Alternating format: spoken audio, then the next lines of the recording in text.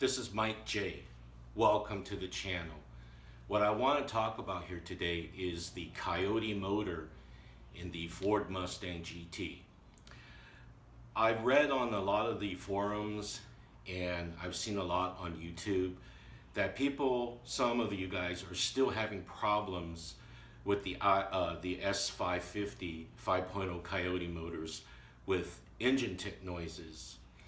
Well, I was kind of shocked that the 17s, some of them still do make a ticking noise in the motors. Now, from my experience, what I want to share is that I've owned a 12 GT and then I've owned a 14 GT track package. And now, of course, you guys that follow my channel know that I have a 16 GT. Well, my experience with these Coyote motors is that, well, when I had my 12, there wasn't really per se a barbecuing, igniting tick in the 12 that I had. Although that the valve train did make a lot of noise, and from what I understood, I had Ford looked at it when I had my 12, and they said it was normal. And I did a lot of research and heard a lot of other cars, and it made that normal tapping noise that was louder than it should be, or that I remember when the car was brand new. Now, when I got rid of the 2012 and I bought the 14 track package, of course, those same sounds that I heard, you know, the minor ticking noise, would be considered as normal, as according to what Ford had said. And a friend of mine had a 13 GT, and his made the exact same noise as well. But as time went by, when I had the oil changed on my 14 track package, as soon as the oil was changed, I noticed that not only that it had the normal infamous Coyote tick, but it also had made that barbecue ignition tick on the 14 right after I had the oil change. I never really brought it up to Ford because that tick, that barbecuing tick, came and gone. And what I've noticed is that, you know, as the car's oil got more usage out of it, it tend to be less apparent, and it kind of just comes and goes. What I've noticed is that it's always when you change the oil, when the oil is fresh, that the 14 was doing that. Now, my 12 never had that barbecue tick noise. And anyways, you figure that with the track package, okay, with the 5W50 oil, being that it's a heavy oil, that it would not have any kind of, you know, ticks in it. Because I know some of the guys on the forums don't go by the recommended oil on the non-pack track package. Okay, the regular ones only use a 5W20.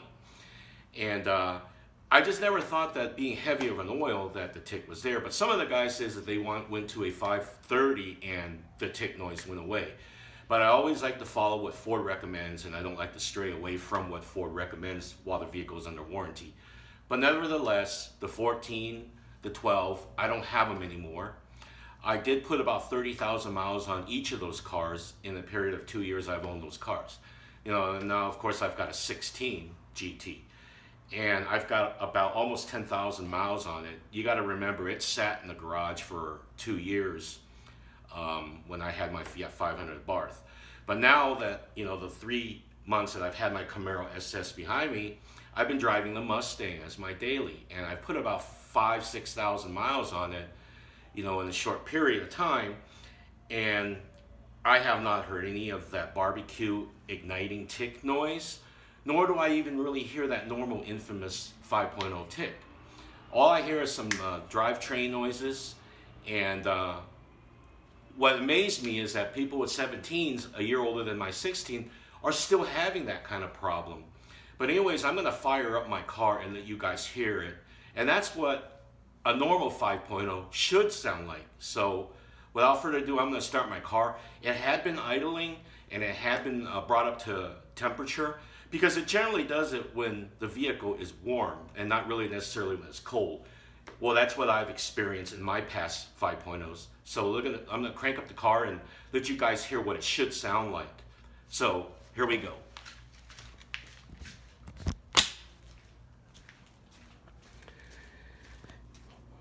Well, I've had the oil changed in this car once already, and it's due soon for another oil change. And like I said, I hope it doesn't start ticking when I get the second oil change done on this car. But anyways, I'm going to crank it up and let you guys hear what a normal Coyote 5.0 should sound like. So as you can see, I had been running the car to make sure I bring it up to temperature before I do this presentation, to let you know, because what happens is that when I initially started, the fans are all going to go on and all that stuff, and you won't be able to really hear the engine. And I did turn the AC off, so I'll bring it out to the fender and let you guys hear what it should sound like.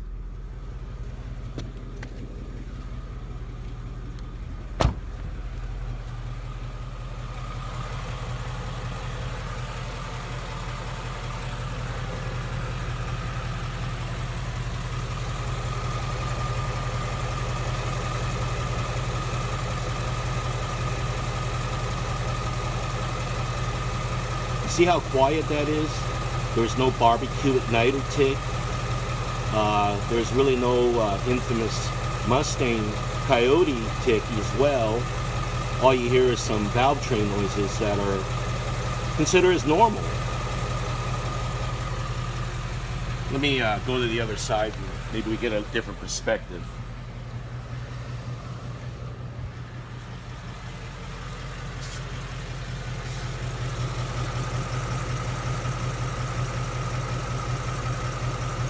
It's about almost 100 degrees right now in Phoenix, Arizona.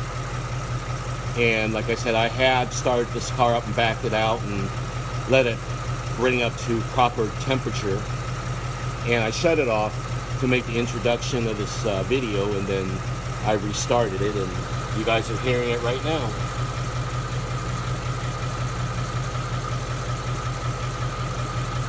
See how smooth and sounding the engine is? No barbecue ticks.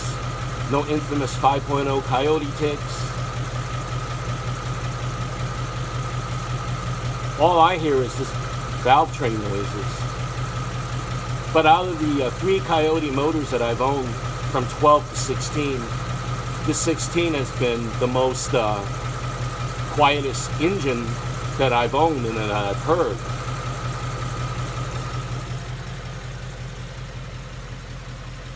Well, that's what a Coyote 5.0 should sound like.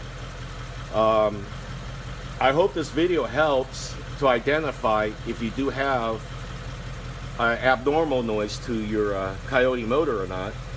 But anyways, if you like this video, please give me a big thumbs up. Please like, subscribe, comment, tap the notification bell for future videos, and we'll see you in the next one. Thanks for watching. Take care.